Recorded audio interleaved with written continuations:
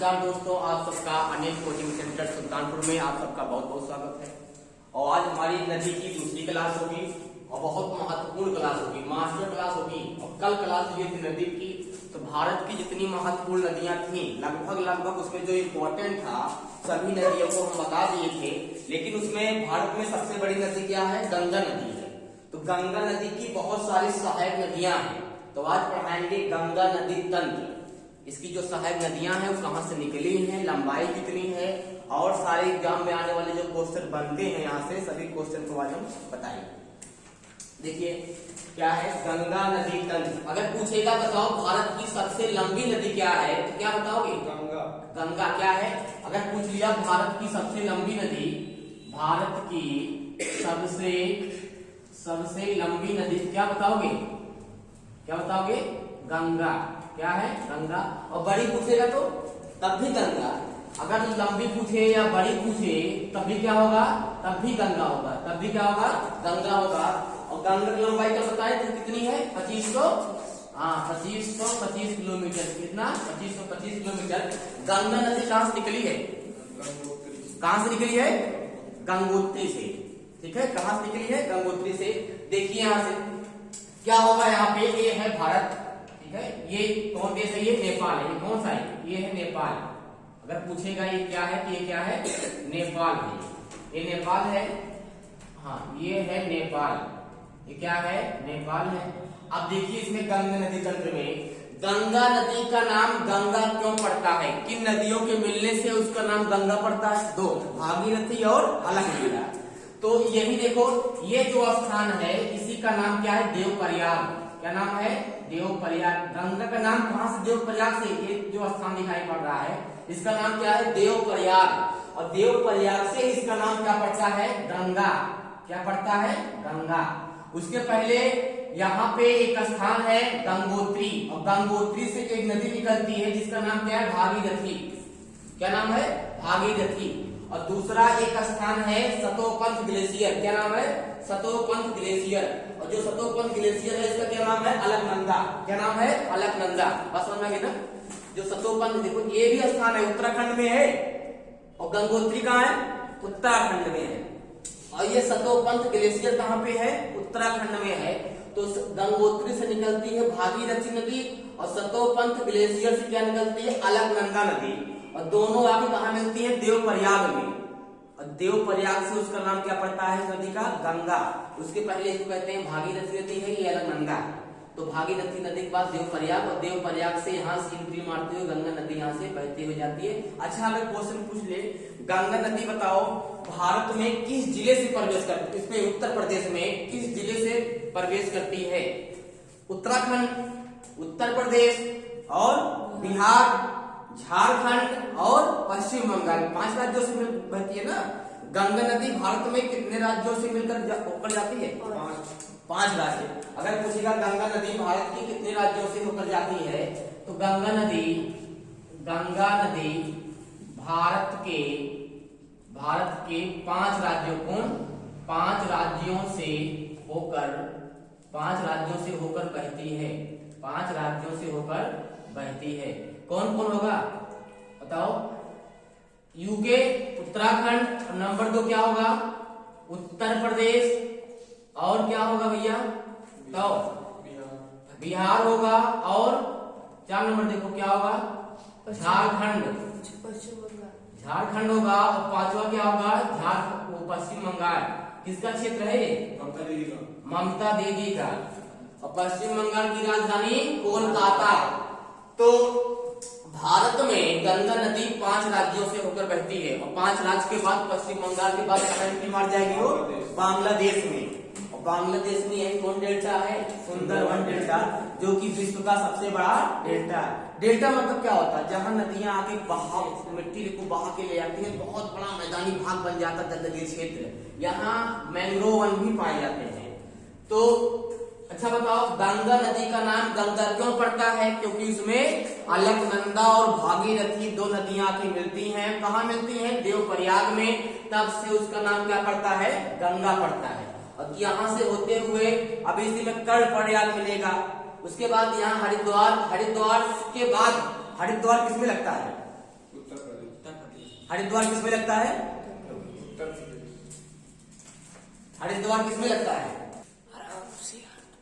देखो यहां से इसका नाम क्या पड़ गया? गंगा पड़ गया। अब देखिए यहां से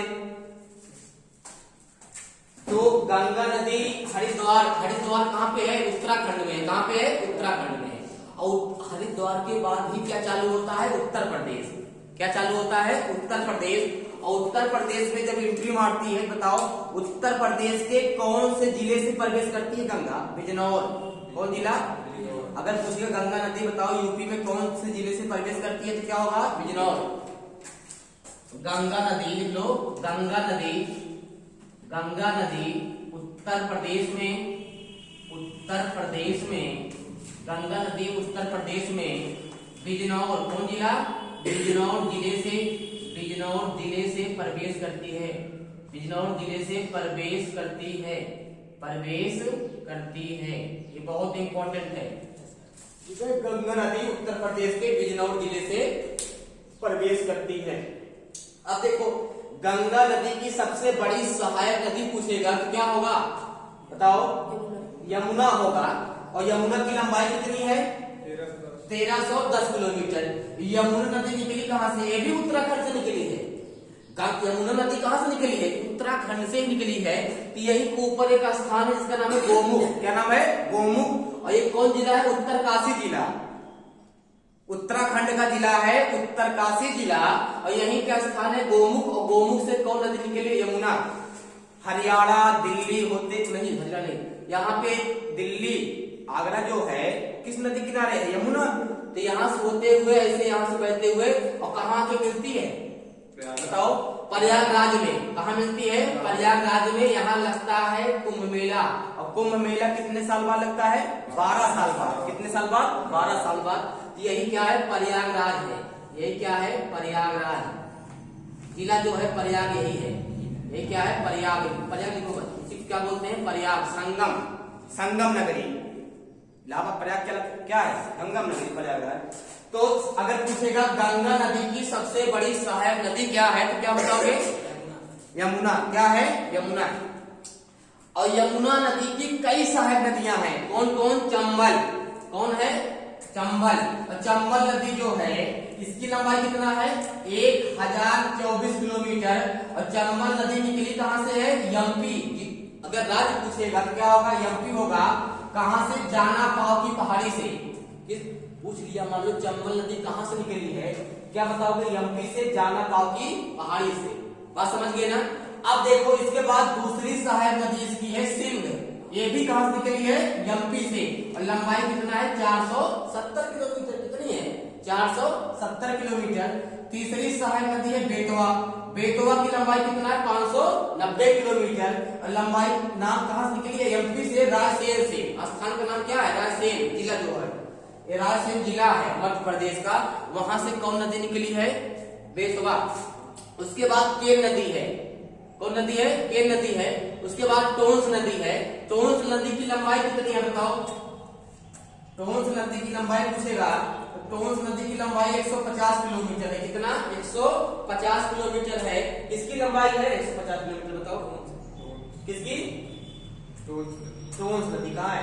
150 किलोमीटर। और इसके बाद सोन नदी है। सोन नदी कहां से निकलती है? अमरकंटक की पहाड़ी। अमरकंटक की पहाड़ी से निकलती है। अमरकंटक की पहाड़ी, अमरकंटक की पहाड़ी से नदी निकलती है। और ये अमरकंटक कहाँ है भैया? एमपी में है। कहाँ पे है? एमपी में है। तो यहां से अगर पूछेगा कि गंगा की ऐसी सहायक नदी जो दक्षिण से आके मिलती है तो का नाम क्या होगा? टोंस नदी, सॉरी सोन नदी। क्या होगा? सोन नदी। तो लिखना होगा, लिख लो गंगा की, गंगा की एकमात्र सहायक नदी, गंगा की एकमात्र सहायक नदी सोन नदी। सोन नदी दक्षिण से आकर गंगा में मिलती है। दक्षिण से आकर गंगा में मिलती है। दक्षिण से आकर गंगा में मिलती है। अगर पूछेगा गंगा की एकमात्र सहायक नदी सोन नदी जो है वो दक्षिण से आकर गंगा में मिलती है। हाँ, दक्षिण से आकर गंगा में मिलती है। वही गंगा की एकमात्र सहायक नदी सोन नदी जो दक्षिण से आकर गंगा में मिलती है। हो गया ना ये, इसलिए इसको लिख दो, गंगा नदी की एकमात्र सहायक नदी है कौन नदी? सोन नदी, जो दक्षिण से आकर गंगा में मिलती है। एकमात्र नदी, कई सहायक नदियां इसकी हैं। इसके बाद सोन नदी कहाँ निकली है? अमरकंटक से। अमरकंटक कहाँ? एमपी में है।